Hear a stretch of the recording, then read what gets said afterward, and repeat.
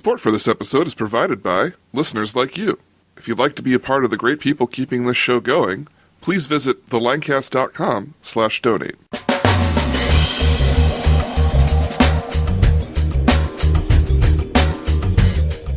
Welcome to the Lancast. I'm David Moulton. And I'm Becky Svensson. On this episode of the Lancast, we talked to Christina Kolonen and Laurel Greer, two of the creative minds behind Mommy's Heart Went Pop, a children's book about international adoption. Christina and Laurel explain how what started as a baby gift for Laurel's adopted son Miles blossomed into a full-blown book.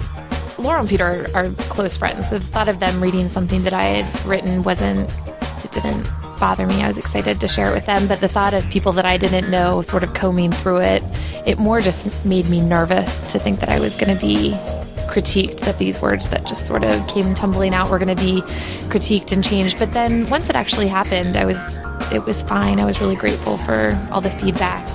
They also share how the process of writing the book compelled them to start an organization called For More, providing clean water for orphans and orphan communities in Rwanda. It's very reachable to have water forever, and this is something that the community takes on. I mean, we see it as a partnership. A lot of times it's putting in half of the funds needed, and the school or the church or the health clinic or the orphan village, they see this as such a need that they oftentimes provide the other half, or at least a portion of it, or they will put the toilets in or help with the sinks. So we love that it's kind of this partnership, and we see that as affirming that this is such a great need.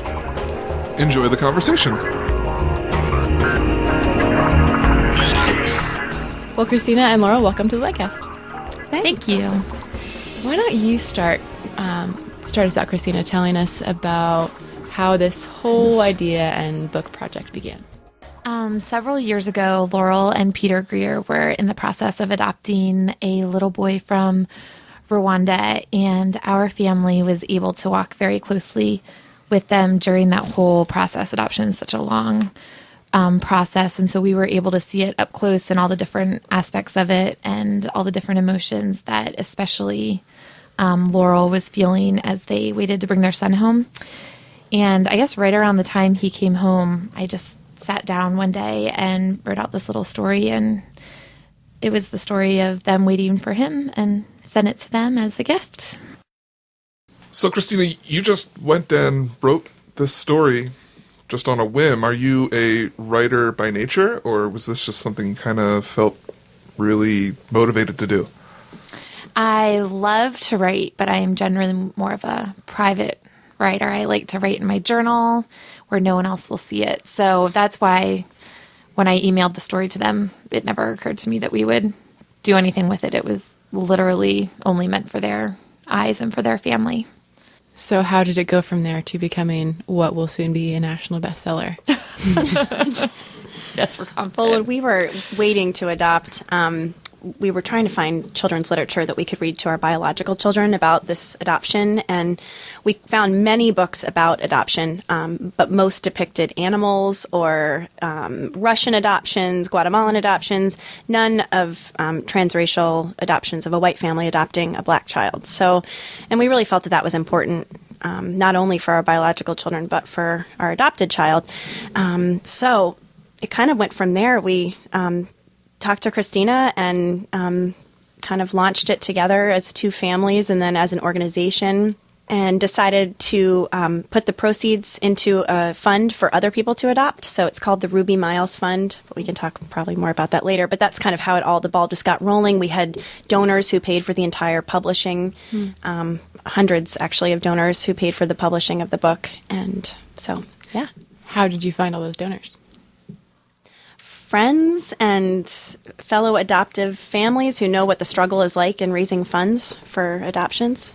And I think a lot of families were really excited to see that a book was coming out that would depict their family too. I mean, Laurel's family wasn't the first family to go looking for an adoption story to read to their children and only come up empty-handed because there was nothing that looked like their family. Mm-hmm. What was it like to take this story that you had written for them personally and then have to kind of go over it and make it more of a broader thing for more people to relate to? Were you kind of a little protective of your work, or was it almost kind of like, oh man, I don't know if I can do this? What was your emotions or reaction? I felt very intimidated at the thought of Laurel and Peter are close friends. So the thought of them reading something that I had written didn't bother me. I was excited to share it with them. But the thought of people that I didn't know sort of combing through it more just made me nervous to think that I was going to be critiqued, that these words that just sort of came tumbling out were going to be critiqued and changed. But then once it actually happened, it was fine. I was really grateful for all the feedback. And I mean, in the end, the book is really a team effort. It was put together. I wrote the initial draft of it, but it was, had gone through many editing processes and had been looked over by many eyes before it was a finished product. So I'm grateful for that. And similarly, Laurel, you were a major face in the book as you flip through it. We kind of see this story through with you as the mother. So what was that like for the whole process, from seeing yourself in the initial story that Christina sent to you, all the way to seeing yourself on the page and everything in between? Well, I actually try not to focus on the fact that it is me, but I love for others to get kind of the passion of adoption and more than that, just the true love that you have as you're expecting an adopted child, and I really believe that God gives you this just absolute bond for many of us who adopt. Not all. Sometimes it comes later, but it's just this miracle that happens when you, like the story's called, Mommy's Heart Went Pop, is because I told the kids that this baby is growing in my heart this time, not my belly, and the whole way through. And even now the kids will say, as they talk to their friends, if someone says they're expecting a child, our kids assume, oh, is the baby coming from your heart or, or the belly? And it's just kind of this, one or the other. But it was exciting to know that other people were feeling that emotion that we felt. And of course, the people who have adopted, it resonates with them so much that we literally have watched people read through, get to the end, and sob in front of us, which is a beautiful tears, it's understood. It's just this longing, acceptance. So it's moving. It's very moving to be part of something like that. Mm-hmm. Now, the story is written very much for the child being adopted, correct? Mm-hmm. After having a successful book, have you thought about writing a book for kids about to have an adopted sibling? Now we are. I just think that might be an interesting, a way to explain what's going on. Well, thank you for putting that seed in Christina's ear here. That's really good. We've talked about eventually writing a book about a domestic adoption as well, because that's, of course, a lot of our friends have adopted domestically, and so that's another thing. It also seems like you could read that book to biological children as you wait for your own adoption too. They will put themselves even in the adopted child's shoes. Mm-hmm. So I think it kind of already fills that function. Right. Well, you just mentioned the domestic adoptions and international adoptions kind of briefly here. One of the questions that I hear a lot when talking about adoption in general is why adopt internationally or why adopt domestically? And I'm just, as people who have adopted, what kind of are your opinions, or why did you decide to go one way or the other? What are your thoughts?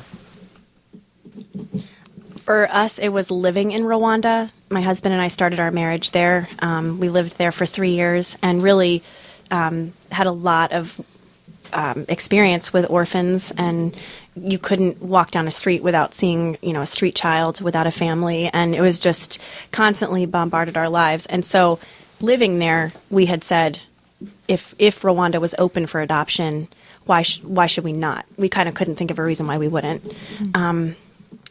So that was for us the reason to adopt internationally. I think for a lot of people who adopt internationally, there's so many, it's not a black and white issue at all. And right now it's actually a very heated topic. There's just a lot, just with child trafficking and everything, it's a huge issue, a very real issue. So personally, that was why, because of the experience in the country. I think also a lot of times children, their situations can be a lot more physically painful I don't know if that's always accurate, but internationally, the orphanage situation, foster care is very different than it looks here. So I think that's why a lot of people opt to do that. And sometimes it's almost a little bit more, in not all cases, but it's almost a little bit more sure when you're adopting international. Definitely a lot of our friends would disagree with that because they've had disruptions and things like that. But domestically, especially if you're waiting for an infant, it can be years for a family to pick you, whereas internationally, generally it just goes by list, and it's not kind of a, help me out here, Christina, if I'm speaking out of turn, but No, you're going in the right direction. so yeah, I think that's why some people tend to adopt internationally. What about you? I mean, our daughter's been home from Ethiopia about 1.5 years now, and in our situation, it was more of just feeling a really specific calling to a certain part of the world. We had always thought that we would adopt from Rwanda just because that's where our organization is active, and obviously have a heart for the country and love the people. And we've only visited, but it's such a beautiful place. But when Rwanda started to shut down, we headed into Ethiopia. But with a country like Ethiopia, where there's so many children being adopted, it becomes sort of a supply and demand situation. So even though I have an adopted daughter from Ethiopia, I agree with what Laurel said. It just is a very mixed bag. I have sort of I think Peter had said once that he has a love and hate relationship with international adoption, and I feel very much that way too. But like you said, with domestic adoption, with international adoption, there's an agency who's making decisions for the most part. And with domestic adoption, there's not very many degrees of separation between adoptive parents and parents who are placing children for adoption. And it can just be very precarious, even after a child's been placed in your home. And that's, as a family who's thought about doing it, I can say that it's a little bit scary. Right. But there's such a need for it. There is. And on the flip side, for a child's development, an open adoption is such a great thing for a child. It can be such a great thing for a child emotionally, just to have those answers immediately, have a relationship. We have friends who are going through an open adoption right now with their little girl, and it's just it's a beautiful thing to see the birth mother actively involved in the child's life, and the adoptive parents very friendly with the birth mother, and so that can be just. I've been so educated the last few years on the beauty of domestic adoptions as well. So. Laurel, you opened my eyes to, some of the funnier side of adoptions, and also, wow, how much the public has misconceptions about adoption, especially transracial adoptions or international adoptions. Could you tell us a little bit about that video that you posted and maybe some of the experiences who put that out? you have I'm had? Forgetting, I forget, it was Jenny Allen. I forget who it was, but there's this great video that went viral, kind of depicting like all these mostly white mothers and the stupid things people say to them.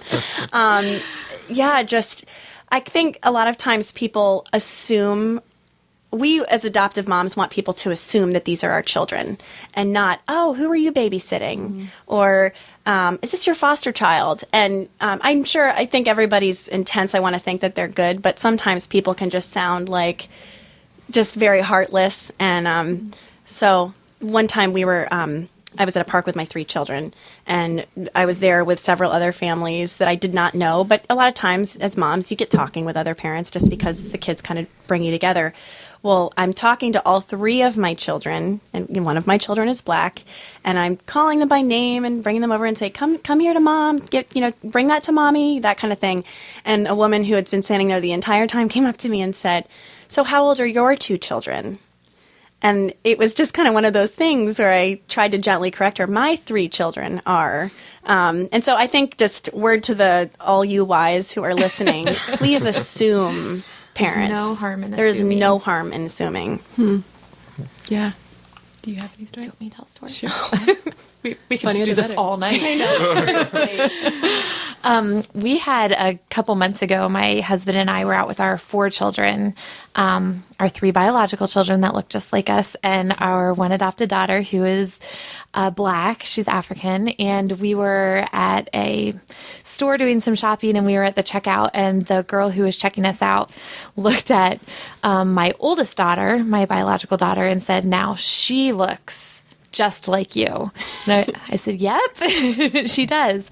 And she looked at our boys, both of our biological boys, and looked at my husband and said, "Now those 2, they look just like you." And I thought to myself, I'm just going to let her go and see where she ends up with this. And she looked at our youngest, at Ruby, and said, "And this one, wow, I see both of you in her." That could have been worse. It could have been worse. She just kept going with it. She didn't even miss a beat. I was impressed with her, but it was funny. It was funny she started down that road in the first place. I didn't know if anyone had ever asked you anything like, "Oh, is this someone that you met somewhere?" And it would just be tempting to go along with this huge, ridiculous yes. lie and speak it back to them so they realize, no, this is normal. Yeah. Well, a lot of times right in front of the child, people will ask, we love sitting around telling these stories in our transracial community. And a lot of times someone in a store will come up right in front of the child and say to the adoptive mom, "Oh, so the dad must be really tall." And they just kind of go along with it. "Mm-hmm, yeah." Referring to the adopted dad, and, "Oh, he must be really, curly haired," or, whatever. "Yep. Mm-hmm." And you just have to, with your child, it's just, it can get kind of hairy. So, Wow. All right, so I know I took us a little bit away from what we initially were talking about, which is the book, Mommy's Heart Went Pop. So let's get kind of back there and talk about production. How did you guys really get into the making of the book and drawing the pictures and stuff? Did you have to seek out really cool artists and stuff?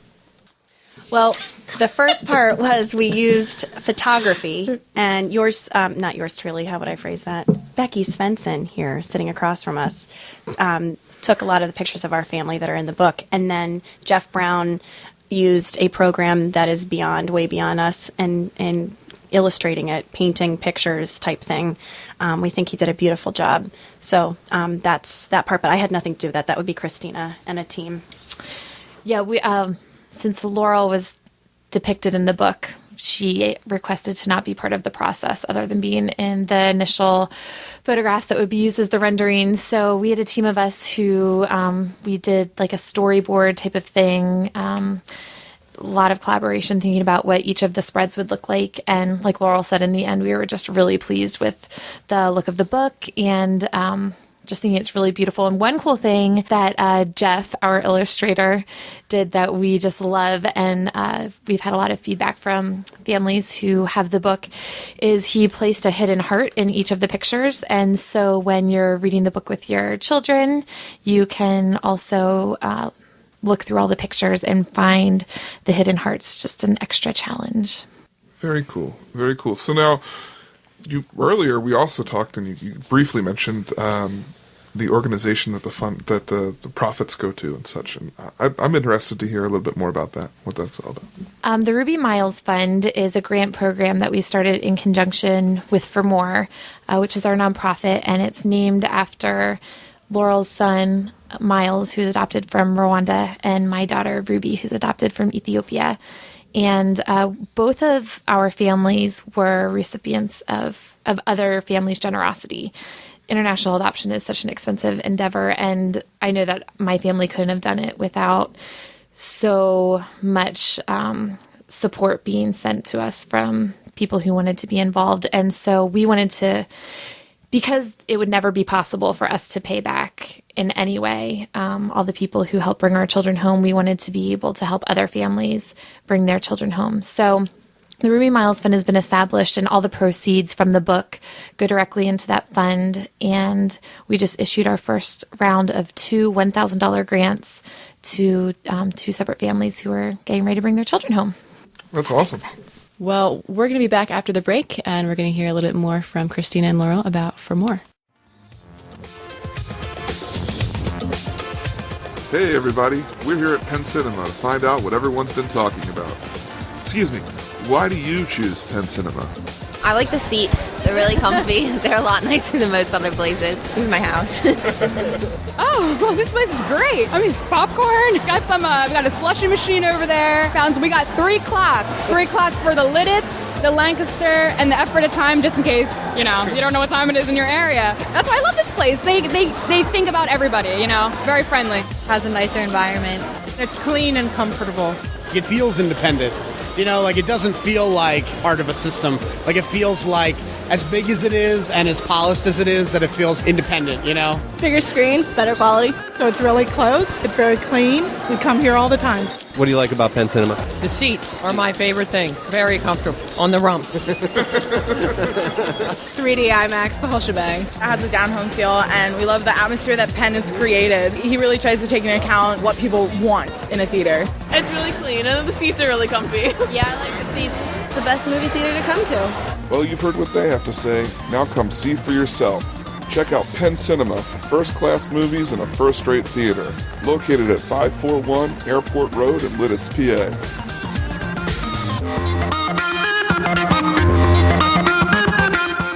And we're back on the Lancast with Laurel Greer and Christina Kolonen. I understand that you guys formed another organization out of the team that you built behind this book called For More.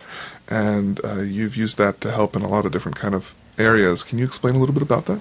So, again, after living in Rwanda and having such an attachment to that country and adopting from Rwanda and having such great support from my closest friends as we walked through it, when I came back with our son and just talked about still the great need in the orphanage where my son was spent the first few months of his life, and just so many other orphan villages in Rwanda, realized that there was such a great need for clean water, especially, and just there was a lot of talk going on with my friends, and finally they were like, we just need to do something. Why just talk about these problems? Let's do something and create a nonprofit and give 100% of the proceeds to those kind of initiatives. And so that's kind of how it was born. We got our 501c3 nonprofit status.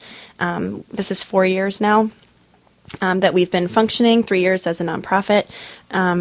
And we do mainly clean water, rain harvesting and sanitation systems in orphan villages, schools, health clinics in Rwanda. And then we also raise awareness here. We have a VBS or curriculum, or a curriculum that can be used in schools in functions just to raise awareness. We do have a Walk for Water kit, so people in any group setting, even neighborhood up to churches or schools, can do a 1 mile walk, and we have kind of the kit so you can raise awareness and funds for a water project. Well, talking about purifying rainwater, 2 pictures come to mind. The first one is like a salt purification facility, which is incredibly advanced, and then the horticultural side of my mind comes up with like capturing rainwater in a barrel. I'm sure there's some kind of in between. What does it look like to purify water in a country like Rwanda? It's actually incredible. Our partners, YWAM Water for Life, have developed A quartz rain filtration system. That's right.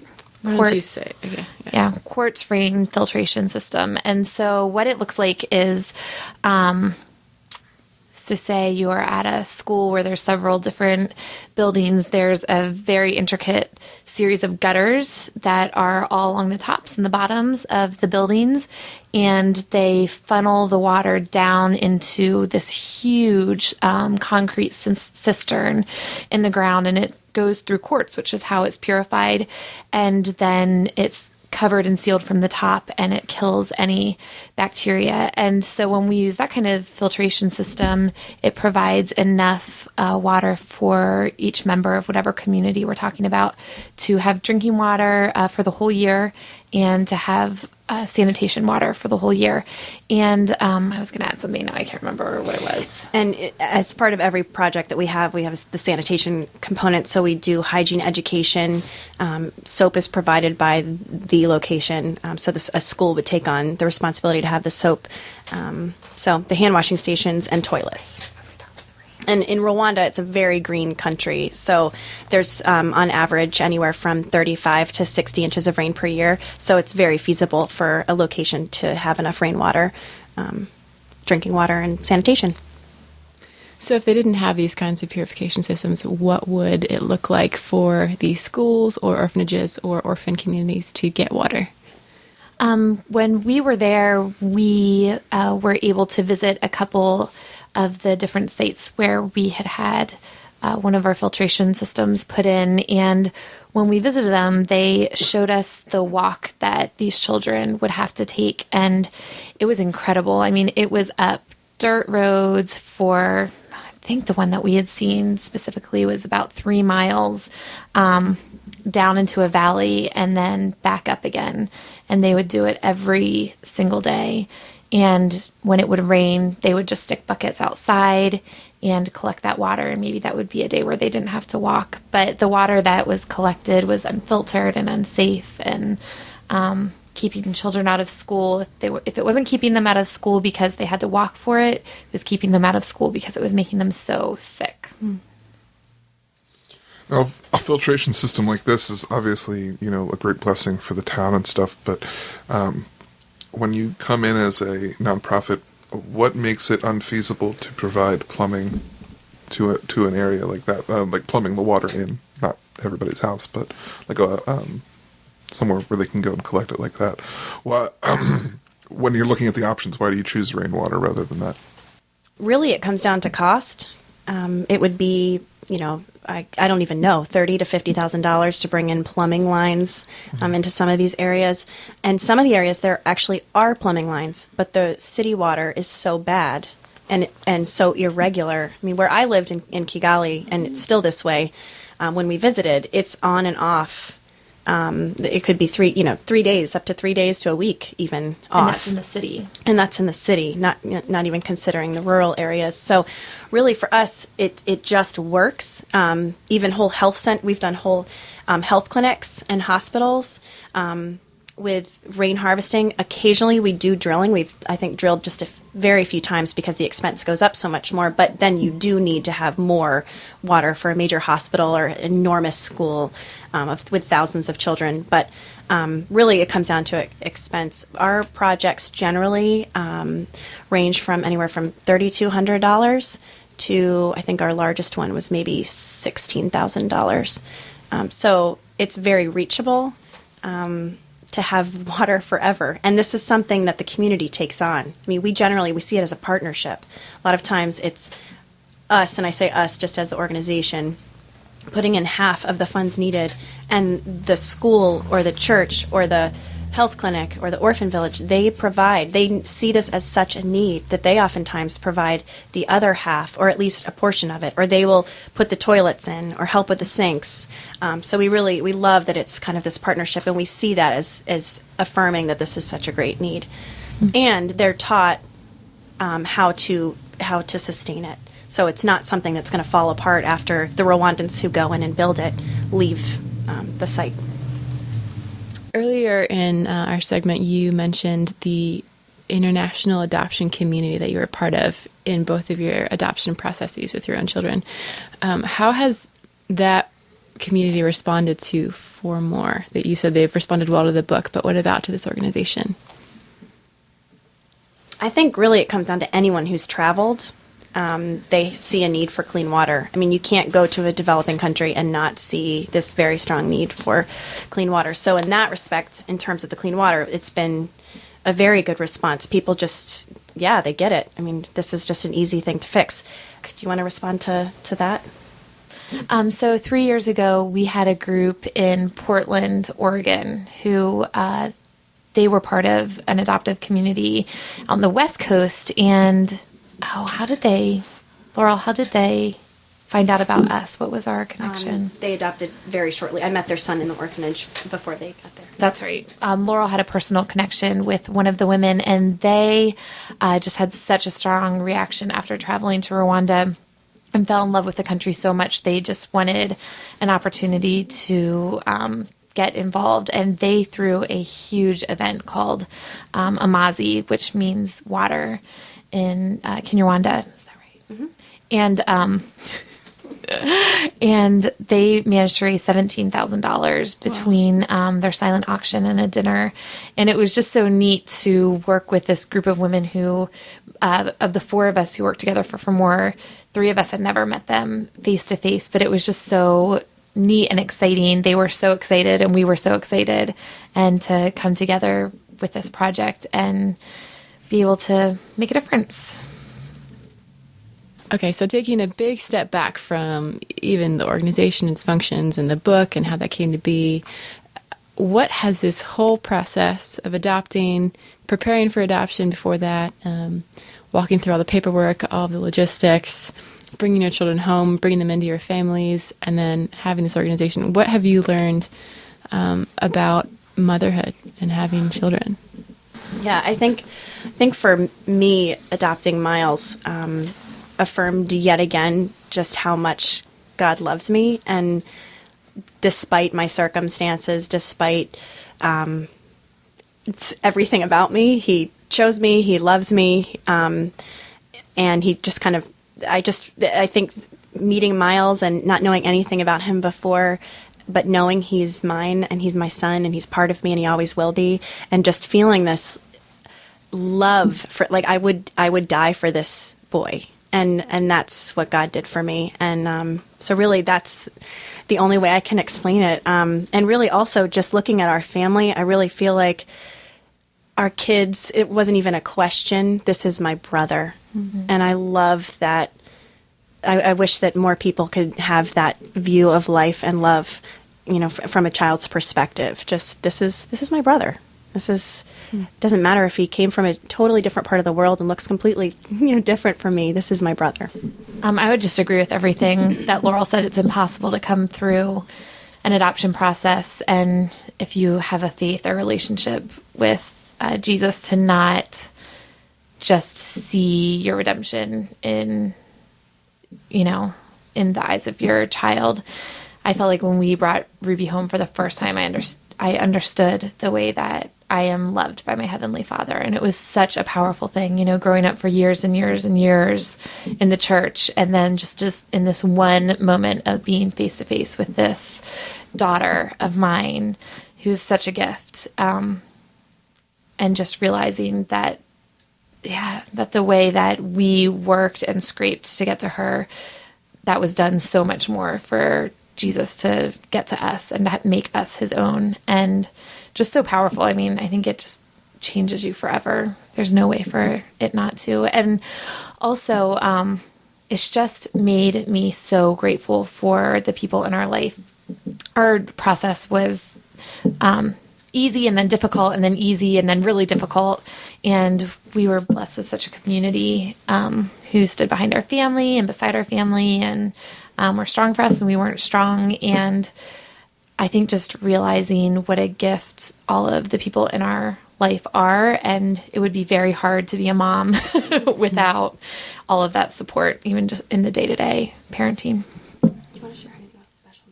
Well, Christina, Laurel, it's been a pleasure having you here this evening. We'd love to provide a way for people to get in touch with you for the book and some of the organizations that you've talked about. How can our listeners do that? You can go to 4-more.org is our website. We're also on Facebook and Twitter, and you can order the book on our website or on Amazon.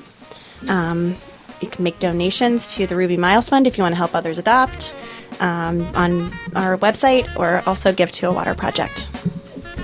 Thanks again for coming on the show. Thanks for having us. Thanks, guys. You are so adorable. That was just great.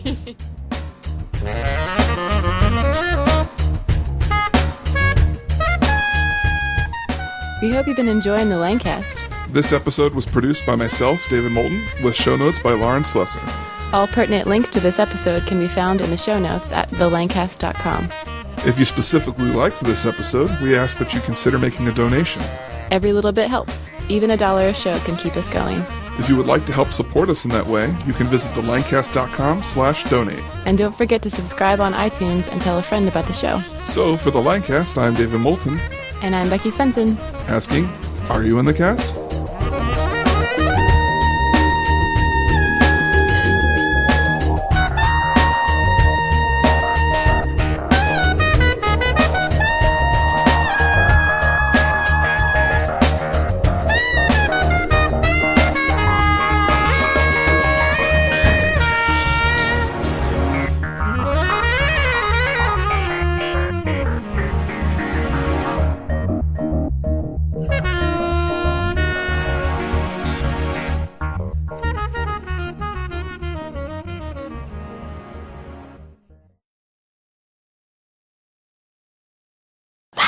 Am I spacing on your last name now?